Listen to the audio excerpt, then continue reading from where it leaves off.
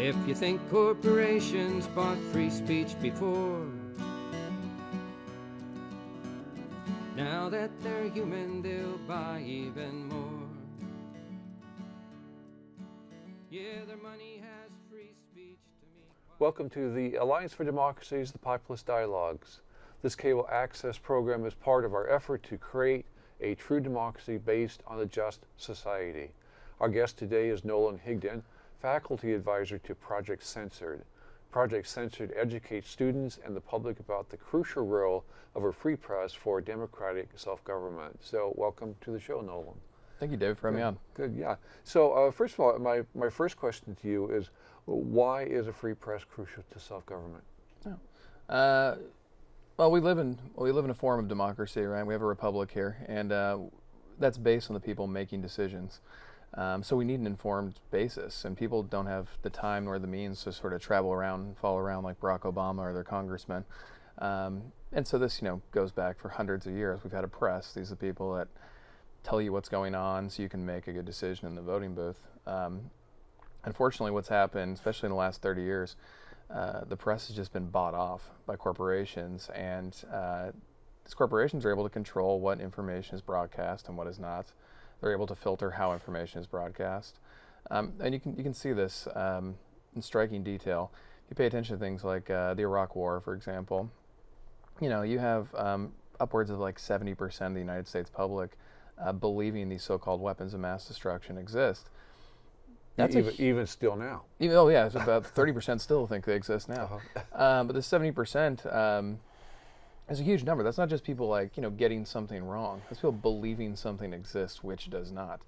So it's obvious that was put into people's heads somewhere. And if you look at the press, on the eve, just in U.S. guests alone, those in the corporate press who supported war to those who opposed it was a ratio of 25-1 of guests on these shows. So the message that was sent to the people was that these weapons exist.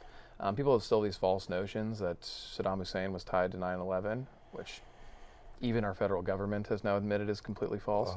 But that stuff's put by the media, and the media has an interest in these wars, right? GE, for instance, owns MSNBC, and GE also is a huge defense contractor.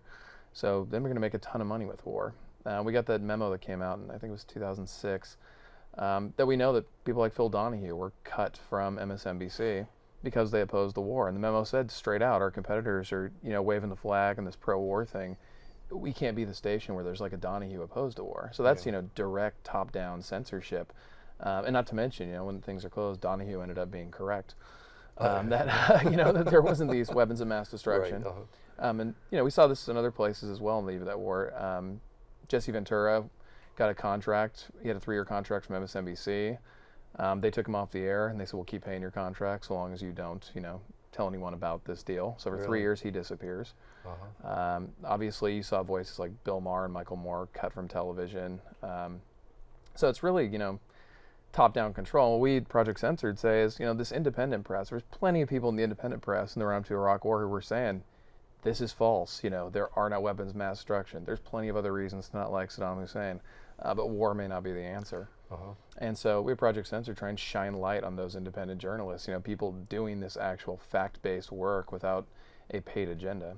Right. Okay. And so, and as I recall, New York Times, of course, the flagship of the liberal press was very much on board with this interpretation of the Iraq War and the weapons of mass destruction. Yeah, Judith Miller is the prime suspect there. The New York Times, gets applauded for a lot of things with liberalism. One thing it should be sort of thumbs down for in 2003 was getting liberals on board with the Iraq War.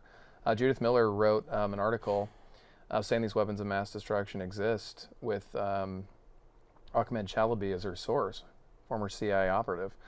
So direct information from government on the front pages of the New York Times.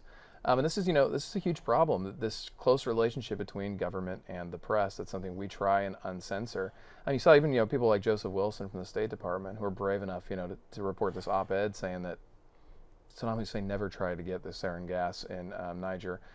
He's silenced. They outed his wife as a CIA agent in Iraq to silence him and her that time. So that's this top-down control is huge, and it comes from that close relationship between the press and government. It's so close now you can't even see where one starts and one ends, right? Like you turn on Fox News, there's friggin' like Karl Rove, right, from the Bush administration, and then you have these different former Democrats and like David Gergens on CNN, and there's this obfuscation between the press and government, and the crystallization of it is the White House Correspondents' Dinner, right? Every year we see the press and politicians laughing, making jokes, sitting side by side, and this friendly relationship. Well, that's scary. The politicians should be afraid of the media, right?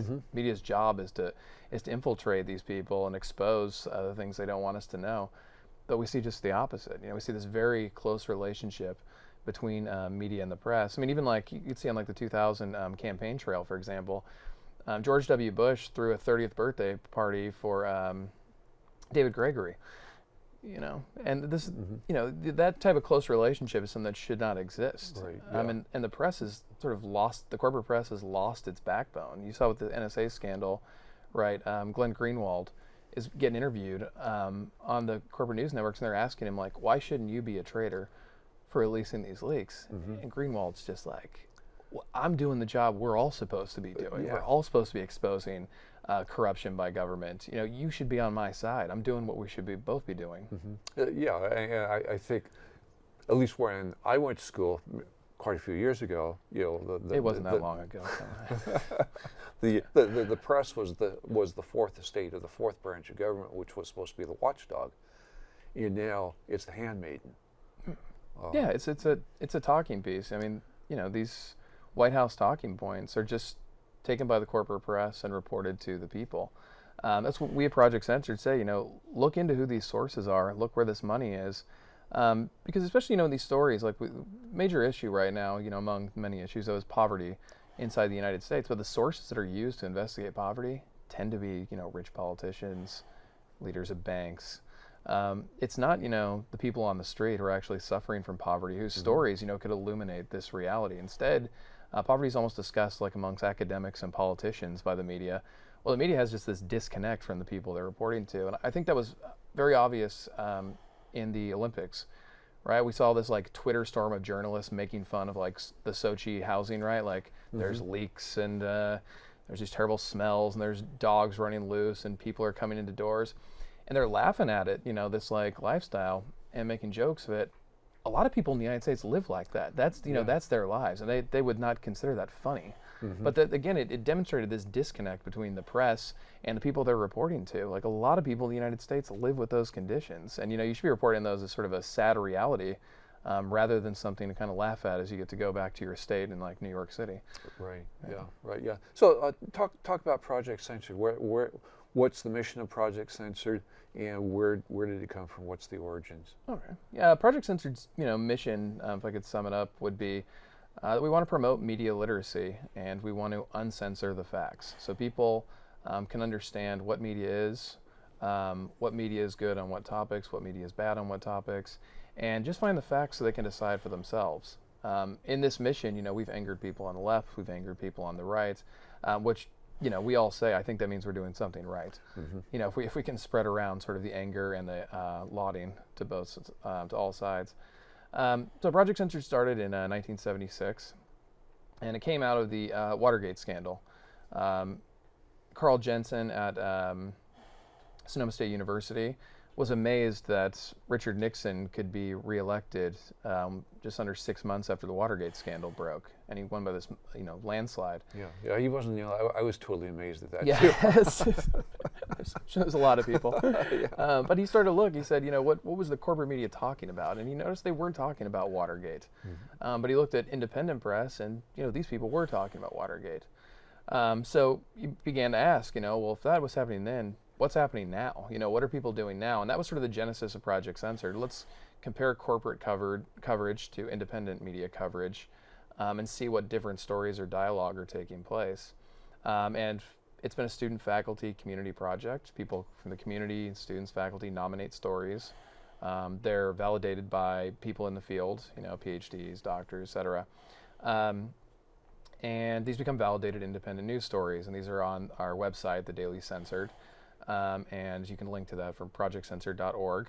And the reason I bring that up is people can go there and nominate stories. They can get all these validated stories, which, we've long said, if you're like a member of the corporate press, this is like a goldmine trove of stories, worth looking into. So then we have judges once a year break that list down to the top 25. We've had Noam Chomsky, Howard Zinn, Nora Barrows-Friedman, a slew of people work as judges. And we put them in a book every year, top 25 news stories. And we say, look, here's the stuff we think, you should be covering. We think it's more relevant to the lives of people. And what the feedback Project Censored got over the years was by corporate media saying, yeah, we'd like to cover all those stories, but we have limited amounts of time or space when it comes to newspapers. So Carl created a new chapter called Junk Food News, which I'm currently working on. And Junk Food News compares what does the corporate media cover compared to these relevant stories. And, Junk Food News is things like Miley Cyrus twerking on something or, following the Kardashian. These things that really don't matter to most people's lives. It may be sort of interesting water cooler talk, but it's, trivial. Things like climate change and the economy are going to be way more important to individuals' lives than what's going on with these groups. So Junk Food looks every year at the comparison between this corporate news and independent media. And then finally, we added a new category just in the last decade called news abuse. And news abuse is comparing the way that corporate media covers certain things. Like it'll have a certain narrative it'll cover, like Hugo Chavez, for example, and a certain narrative when it covers the death of Margaret Thatcher, right? So that was one we did last year.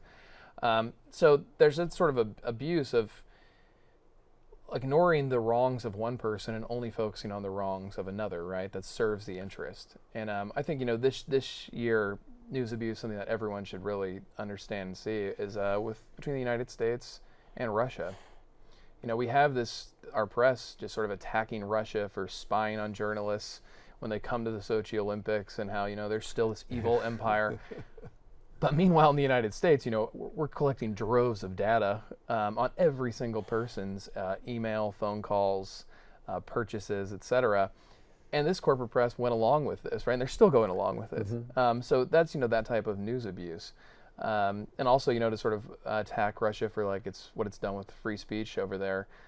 But here in the United States, we have a war on whistleblowers. That was one of our stories from last year's book, where the Obama administration has, locked up more whistleblowers than all previous presidents combined.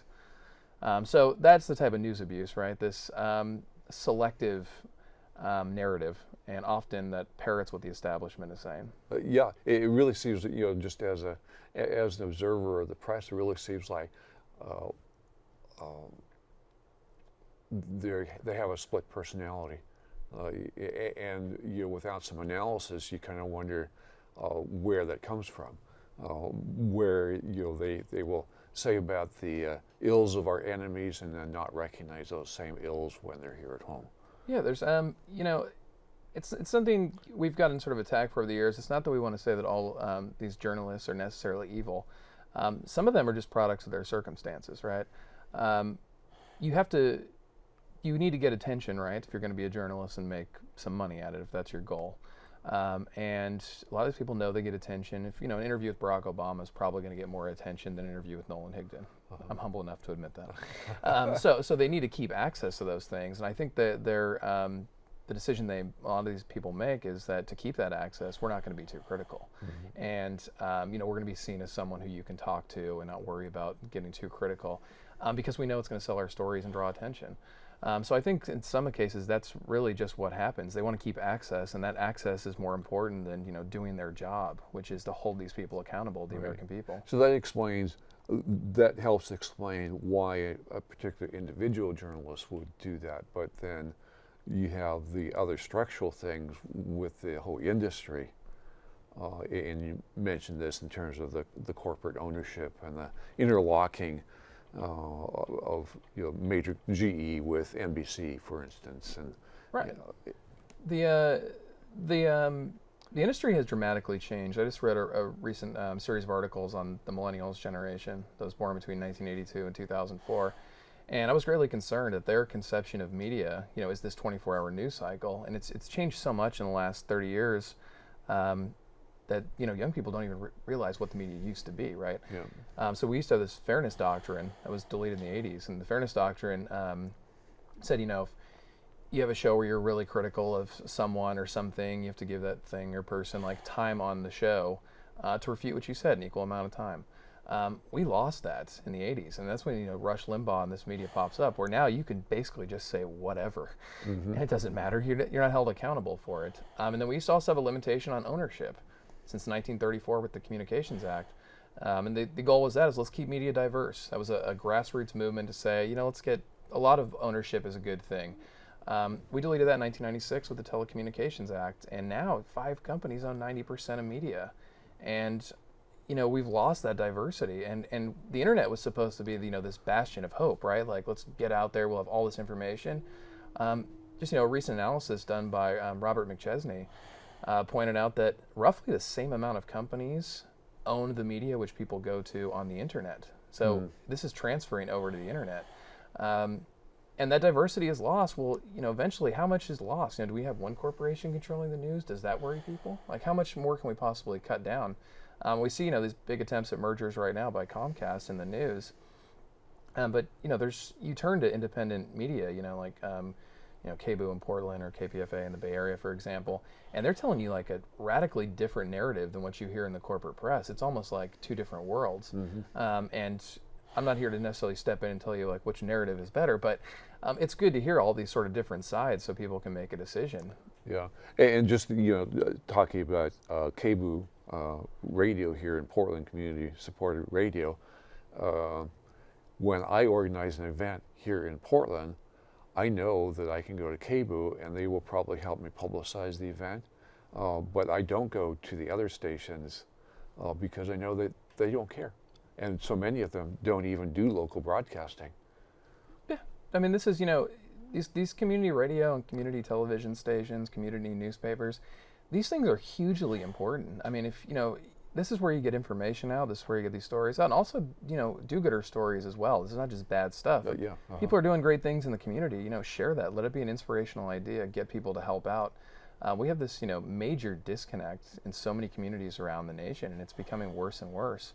So these bastions, of community activism need to be saved for the community, and I think for the good of the community. And I think, again, just being able to talk, having some location to go. We're talking about KBOO, and I think it's great, to produce these events so people come out and engage in conversation with one another. Right. Yeah. So you're a faculty advisor, and so are you part of the faculty at Sonoma, or? The project started at Sonoma State, and it grew success, a lot of attention, and the project decided to branch out. So it's going to a bunch of campuses. I teach community college courses in the San Francisco Bay Area, so I'm at a bunch of colleges. But a bunch of people around the country now are associated on, tens of campuses, and hundreds to thousands of faculty and students and community members are involved across the country. And what we're promoting is this uncensoring of news. We're also promoting this community activism. Service learning is a major thing that I and the other people involved promote, and that is in these classrooms. Let's get students not just writing like essays and assignments that they turn in, they get back, and they like throw in a pile, right? Let's get students like researching things or creating projects for the good of the community. Maybe they're reporting on something that's going on in the community, maybe contributing art to the community, something like that. So that's something else we're producing is let's hear what's going on in the community and get students involved in that way. So, they're not necessarily always writing reports on something that's happening like hundreds of miles away, but participating and talking about what's going on locally. Right, yeah.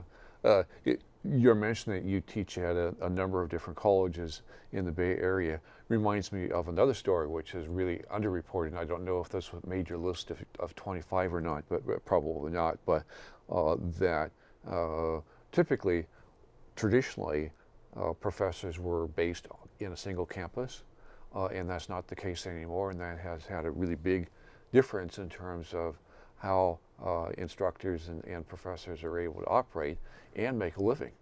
Oh yeah, this is there's been a systematic dismantling of information in general, not just the media, but in education as well. And yeah, these part-timers, which I am, part-timers who work more than full-time on numerous campuses, are the way of undermining tenure, right? Tenure has been a threat to the establishment. Teachers are getting hired, and they're able to research what they want and say what they want and know they'll keep their job. Well, if you have campuses full of part-timers, you can undermine that, right? These people can be disposed of with little to no protections. So the part-time thing has been a huge undermining of education, and it affects these campuses, right? Because teachers are coming in who may not know the area or the campus. Students thus go to them with questions. These teachers don't know how to answer. They don't know where these services are, or what's offered, or what's going to be offered next semester, or what's going on. So that connect between students and their campus is lost, and the undermining of tenure. Tenure is hugely important. You need to have people protected in their research and their conclusions, knowing they will not lose their job if they say something unfavorable. And that I think answers back to the media, right? You need people who can work in as journalists, knowing that no matter where the evidence brings them, they will be able to report it without losing their job. Otherwise, we have the corporate media where it's like, we just don't touch certain things. We don't touch things that are going to make our corporate bosses angry. Right, yeah. So you do this annual report with 25 stories. Talk more about the book. Okay. These top 25 stories, it's all done by independent journalists. So we pay homage to the independent journalists. Like I said before, we shine light on these people for their hard work. The top 25 stories, we break up into news clusters. That is, these themes that sort of tie together multiple parts of the stories. For instance, in our 2014 book, the number one story was titled Bradley Manning and the Failure of the Corporate Media. Of course, now Bradley Manning identifies as a female Chelsea Manning. That fit into a larger cluster of this war on whistleblowers, because we have journalists under attack around the globe, losing their job.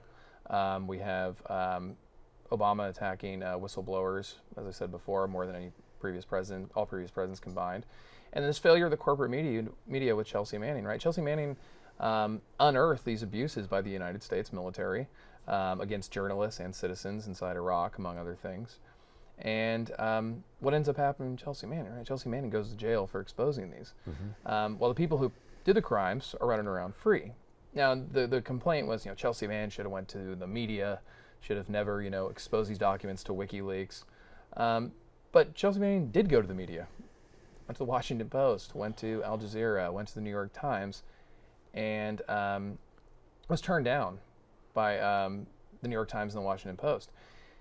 So, where's the disconnect? If you don't have a media outlet, you have to go to, these other organizations like WikiLeaks to get information out. But we've seen this, attack, and the news media does a great job of framing this, right? It's not like they ignore Chelsea Manning or Snowden. What they do is they make the story about Chelsea Manning or Snowden rather than what's in the documents. So we had, coverage on end of, the gender identity change with Chelsea Manning, which, is a hugely important issue, this gender identification inside the United States. But I don't necessarily think that was the topic of that story. That story was these abuses by the United States military. So the whole conversation becomes about, well, should Chelsea Manning have leaked the documents? Did the gender identification play a role in that? Instead of, should the military be assassinating citizens or journalists overseas? And so this is, the major sort of story I think fits into a larger narrative we've reported for the last decade or so, which is this clamping down on civil liberties, which happened inside the United States. And it affects journalism, but it affects the country as a whole. And I think Americans are, finally starting to wake up in the post 9/11 world with these NSA scandals to realize that, yeah, wow, we've really lost a lot here. When you go to the airport and it's like the borderline molestation you get because you want to fly, or the reading of your emails and listening to your cell phone calls. That we used to hear in the post 9/11 world, right? I don't mind because I'm not a terrorist, so they can look at our stuff. Right. We're starting to hear people be like, okay, well maybe we should limit some stuff. Now that wake up is starting to take place. But we lost a lot in the way, and it's going to be tough if we ever get some of this stuff back, right? I mean, the president can indefinitely detain any citizen thanks to the National Defense Authorization Act of 2012. Yeah, which is really, really huge story, and the press has not covered that at all. No, this is massive. This is like undermining 800 years of law in Western civilization, as people call it, with the Magna Carta. So, this is huge. Like, the president choosing anyone to lock up, that undermines, everything from the founding fathers and before in the United States.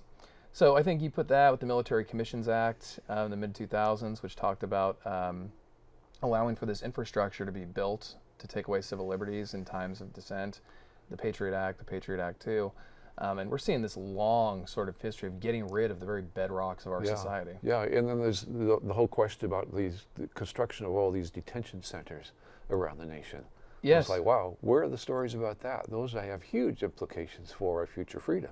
Oh, absolutely. Right. You know, and then who should be locked up or who can be locked up? Yeah, I mean, we still have people in Guantanamo Bay. I think, that story has somehow disappeared. Yes, And right. by the way, some of these people have been deemed innocent because their home country won't take them back, and the U.S. doesn't want them on our soil. Right. Because we're brave, we don't want people on our soil. Yeah. That we can't release these people. Well, they're sitting in prison. It's not like they're like hanging out at the airport. Like, these people are in prison right now, and under the harshest terms. Right. Yeah. So in 1 minute, talk about the movie Project Censored, the movie. For sure. Project Censored, the movie, ending the reign of junk food news. It was created in 2013 by a former student, and someone who had an interest in the project. Doug and Chris are their names, and it's an inspiring tale. They went around for 6 years around the country, interviewing a ton of people: Howard Zinn, Noam Chomsky, Donahue, etc. And they made this about us, but for us as well, to say inspiration to other people out there, that we can't wait for the media to change itself. We have to create this new conception of media. And if two dads with average jobs can make a movie, what can you do to sort of help change? So that's the movie, and you can. Our site's projectcensored.org. You can buy copies of the film or link to trailers of it. And also projectcensored.org, you can get access to all of our stories and original scholarship articles we write. So it's a great place to find out more. Right. And then you do a daily Project Censored report or email blast or something? Yeah, the Daily Censored has the news stories that have just been validated. We put up there, so you can sift through those. And also you can sign up to get monthly emails and make donations, buy books, etc. Right. Yeah. So I went to the site last night and I did just that. So nice. I'm looking forward to seeing those. Thank you very much, Nolan, for being here. Thank you, David. I appreciate having me on. Okay, good. So our guest today has been Nolan Higdon. Nolan is the faculty advisor of Project Censored. Learn more about Project Censored at their website, projectcensored.org, and learn about their new documentary, Project Censored, the movie, Ending the Reign of Junk Food News, at projectcensoredthemovie.com.